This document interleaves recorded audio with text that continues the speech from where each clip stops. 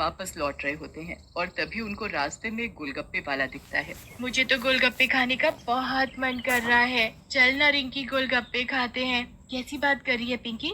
मेरे पास एक भी पैसे नहीं है। तुझे पता है ना, माँ हमें पैसे कहाँ देती है। पर मुझे तो गोलगप्पे खाने ही है। चुपचाप घर चल और गोलगप्पे कल खा लियो। पिंकी की शक्ल उतर जाती है और वो उदास होकर गोलगप्पे वाले के सामने से जाने लगती है। पर तभी गोलगप्पे वाले की आवाज सुनकर दोनों बहनें अचानक रुक जाती हैं और पीछे मुड़कर देखती हैं। गोलगप्पे खा लो, गोलगप्पे फ्री के गोलगप्पे खा लो। आओ आओ जल्दी आओ, फ्री के गोलगप्पे खा कर जाओ। अरे रिंकी, ये तो फ्री में गोलगप्पे दे रहा है, पर कोई फ्री में गोलगप्पे क्यों खिलाएगा? मुझे तो कुछ गड़बड़ लग रही है पिंकी, तू चल यहाँ से।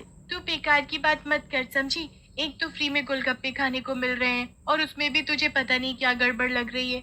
अरे गोलगप्पे ही तो है, कोई बम थोड़ी है जो मुंह में फट जाएंगे। पिंकी रिंकी की एक नहीं सुनती और फ्री के गोलगप्पे खाने चल देती है। आओ बच्चों आओ, बताओ कौन सा गोलगप्पा खाओगे, खट्टा या मीठा? मुझे तो खट्टा वाला खाना है, पर क्या आप सच में फ्री में ही गोलगप्पे खिलाओगे ना? हाँ बेटा, मैं तुमसे एक भी पैसा नहीं लूंगा। तुम्हें जितने गोलगप्पे खाने हैं उतने खाओ। पिंकी तो बस फिर ऐसे ही गोलगप्पे खाना शुरू करती है कि रुकने का नाम ही नहीं लेती। वो एक के बाद एक गोलगप्पा खाती ही जाती है। रिंकी वहीं खड़ी पिंकी को बस देखती रहती है और खुद एक भी गोलगप्पा नहीं खाती। काफी सारे गोलगप्पे खाने के बाद जब पिंकी का पेट बिल्कुल भर जाता है, तब जाकर वो गोलगप्पे खाना बंद करती है। बस भैया, आप बस करो। मैंने बहुत सारे गोलगप्पे खा लिए, अब बस, और मैं नहीं खा सकती। इतने ही काम कर जाएंगे। क्या? अरे मेरा मतलब इतने ही काफी है।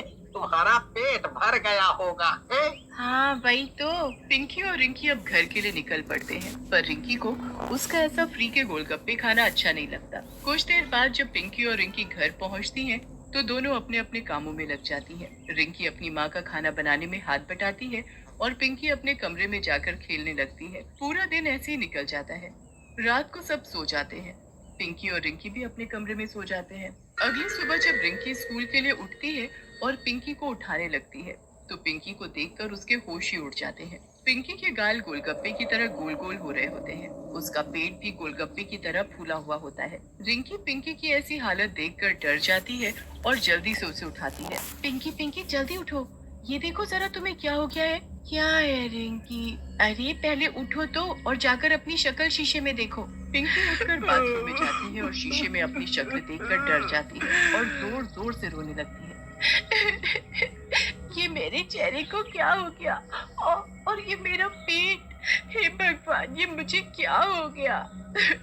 पिंकी और रिंकी दोनों अपनी माँ के पास जाते हैं, तो उनकी माँ भी पिंकी की ऐसी हालत देखकर घबरा जाती है। वो जल्दी से उसे डॉक्टर के पास लेकर जाती है, तो पहले से काफी बच्चे बैठे होते हैं, जिनकी हालत बिल्कुल पिंकी जैसी हो रही होती है। सबके गाल फूले हुए और पेट मटके की तरह बाहर होता है। हे भगवान, ये क्या नई बीमारी आ गई हमारे गांव में?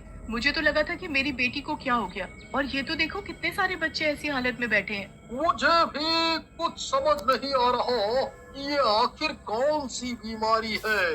मैंने तो आज तक कभी ऐसी बीमारी नहीं देखी, और ऊपर से ये इतने सारे बच्चों को एक साथ।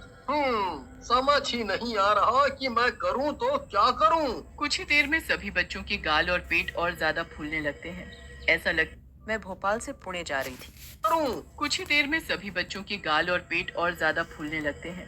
ऐसा लगता है कि जैसे अभी सब फट जाएंगे। बेचारे बच्चे डर के मारे रो रहे होते हैं, पर उनके माँ बाप या डॉक्टर किसी को भी समझ नहीं आ रहा होता कि उन्हें कैसे ठीक किया जाए। धीरे धीरे वहाँ और भी लोग उसी हालत में आने लगते हैं। जाने क्या मुसीबत लग गई मेरे बच्चे को। इतना सुंदर था और अब देखो कैसा गोलगप्पा सा हो गया है। गोलगप्पा? क्या तुम सब बच्चों ने स्कूल के बाहर से गोलगप्पे खाए थे, वो भी फ्री वाले? हाँ, मैंने कल ही खाए थे और उन अंकल ने मुझसे पैसे भी नहीं लिए। हाँ, मैंने भी इसी के साथ ही खाए थे। धीरे धीरे सभी बच्चे बताते हैं कि सभी ने स्कूल के बाहर से फ्री के गोलगप्पे खाए हैं। अब रिंकी को शक होता है कि ये उन गोलगप्पों की वजह से ही हुआ है, वरना कोई ऐसे क्यों सबको फ्री में गोलगप्पे खिलाएगा। वो फिर सारी बात बताती है और सब रिंकी की बात सुनकर बड़े ही हैरान होते हैं। आप सब चिंता मत करो, हमें सबसे पहले तो इस गोलगप्पे वाले का पता निकालना होगा। मैं कल जब स्कूल जाऊंगी तब देखती हूँ कि आखिर चक्कर क्या है। अगले दिन रिंकी अकेली स्कूल जाती है और स्कूल से आते वक्त वही गोलगप्पे वाला वहाँ फ्री में गोलगप्पे खिला रहा होता है। आओ आओ बच्चे, फ्री के गोलगप्पे खाओ, फ्री के। रिंकी उस गोलगप्पे वाले के पास जाती है और गोलगप्पे खाने की जगह उन्हें उठा उठा कर तोड़ने लगती है। सच सच बताओ कि क्या जादू किया हुआ है इन गोलगप्पों में जो इन्होंने गांव के बच्चों की ऐसी हालत कर दी। गोलगप्पे वाले को अपने गोलगप्पे टूटते देख बड़ा ही गुस्सा आता है। वो गुस्से में आग बबूला हो जाता है और एक भूत में बदल जाता है। तेरी इतनी हिम्मत जो तूने मेरे गोलगप्पों को हाथ लगाया। चल दूर हट मेरे गोलगप्पों से, वरना तुझे जान से मार डालूंगा। रिंकी की तो भूत को देखकर हालत खराब हो जाती है। भूत? तुम आखिर एक भूत हो? तभी तुमने ऐसा किया। मुझे कल ही शक था कि तुम ऐसे ही बच्चों को फ्री में गोलगप्पे नहीं खिला रहे, पर आज सब सच मेरे सामने आ ही गया है। अब सच सच बता दो कि तुम ऐसा क्यों कर रहे हो। आखिर इन छोटे छोटे बच्चों ने तुम्हारा क्या बिगाड़ा है। चुप कर पागल लड़की, वरना अच्छा नहीं होगा। लगता है तुझे अपनी जान प्यारी नहीं है। बस मुझे ये जानना है कि तुम ऐसा क्यों कर रहे हो। आखिर क्यों? तुम चाहते क्या हो आखिर? सब बच्चों को मारना चाहता हूँ मैं, एक एक बच्चे को मार डालूंगा। तुझे भी मार डालूंगा और बाकी सबको मार डालूंगा। इतना कहकर भूत और उसके गोलगप्पे का ठेला वहाँ से गायब हो जाता है। पर रिंकी को उतना तो समझ आ चुका होता है कि भूत ने ही ये सब किया है। वो जल्दी से अपने माँ बाप के पास जाती है और उनको सारी बात बताती है। पूरे गांव में भूत के फ्री के गोलगप्पे वाली बात फैल जाती है। बच्चों की हालत दिन पर दिन बुरी होती जा रही होती है क्योंकि वो हर दिन और ज्यादा फूल रहे होते हैं। फिर कुछ लोग मिलकर एक तांत्रिक के पास जाते हैं और उनको सारी बात बताते हैं। मैंने ऐसे बहुत भूतों को ठिकाने लगाया है। ये खाने का लालच देकर बच्चों को अपने वश में कर लेते हैं और फिर उनका इस्तेमाल करके ताकत हासिल करते हैं। आप बस हमको बताओ। इसका एक ही उपाय है, थोड़ा कठिन तो है, पर अगर तुम लोग अपने बच्चों को बचाना चाहते हो तो तुमको ये करना तो पड़ेगा ही। आप बस हमको बताओ, हम गांव वाले अपने बच्चों को बचाने के लिए कुछ भी करेंगे। तो ठीक है, फिर यहाँ से करीब 50 किलोमीटर की दूरी पर एक जंगल है। उस जंगल में एक छोटा सा तालाब है। उस तालाब का पानी जादुई है। वो पानी हमेशा उबलता रहता है, पर अगर कोई सच्चा इंसान उसे हाथ लगाए तो वो बिल्कुल ठंडा होता है। उस पानी को तुमको यहाँ लेकर आना है और भूत पर छिड़कना है। उस पानी से उस भूत का अंत होगा और उसी से सभी बच्चे वापस पहले जैसे हो जाएंगे।